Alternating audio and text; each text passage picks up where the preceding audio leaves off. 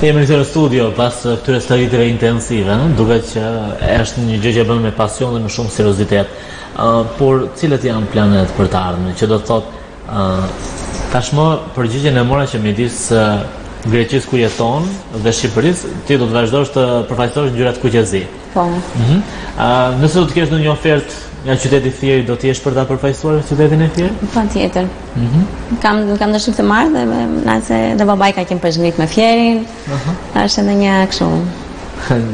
Për babin. Po, patjetër.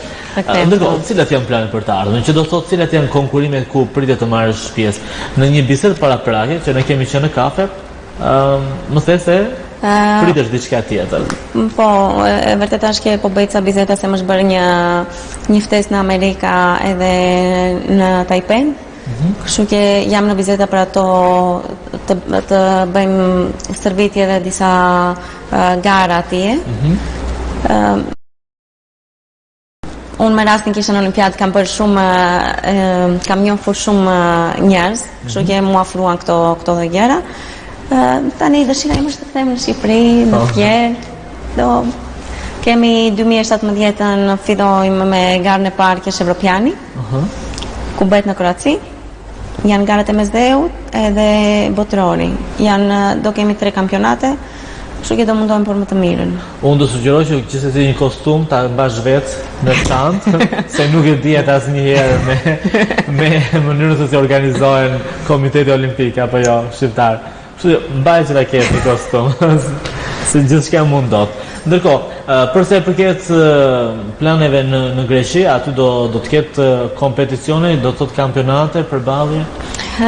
Besoj se do ketë, po për mua kanë më shumë rëndësi këto 3 garat, do t'i përqendrojmë më shumë këtyreve.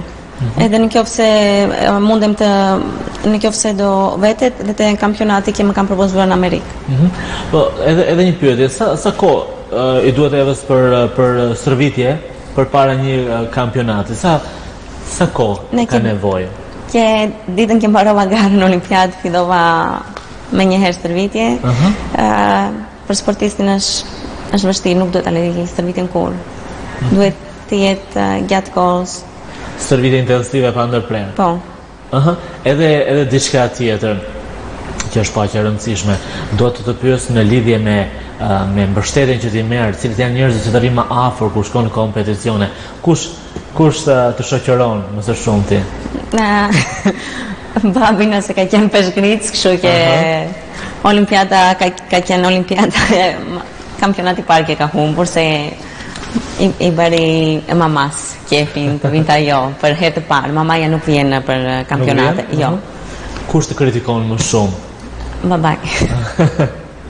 Është ai që të rri më në kokë, si thonë, për po. Se kërkon më të mirën prej teje, patjetër. Po. Po, në familje kush e vazhdon përveç teje sportin? Edhe vllai. Kishim fatimirë se edhe jeton në Brazil. Në Brazil? Po, edhe ishte një Kjetakova tani ishte një tenesi sa disa. Po. Vllai normalisht atje me ndonjë ekip të Brazilit e kanë fjalë? Është me ekip të Brazilit edhe kemi lënë takim në garat botërore. Po do takohemi njëri me Brazilin dhe njëri me Shqipërinë. Do të jeni konkurrent. Po. Okej. Unë të falenderoj shumë. Ishte kënaqësi që kemi ndarë bashkë minutat e kësaj interviste. Të uroj shumë suksese. Të falenderoj edhe për faktin që zgjedh përpos gjithë vështirësive të pafundme, të jesh sërish përfaqësuese ngjyrave kuqezi, edhe pse ne nuk patëm mundësi atje të siguronim dhe një kostum. Unë po edhe njërë të them baje një kostum rezervë. Uroj që në përballjen tjetër gjithçka të shkojë akoma dhe më mirë, edhe shumë suksese. Faleminderit shumë për ftesën, edhe suksese të ty për... Faleminderit, kënaqësi. Miqtë dashur, ishte e ftuara ime për sot, peshngricja Evangelia Veli, ajo rrjedh nga një familje me një traditë në këtë sport, na ka nderuar në lojrat olimpike dhe patjetër e falenderoj në emër të gjithë shqiptarëve. Do ta kemi sërish në programet e ardhshme për të folur më tepër në lidhje me karrierën e saj, në lidhje me arritjet e tjera që do të ketë, unë jam i bindur për këtë gjë.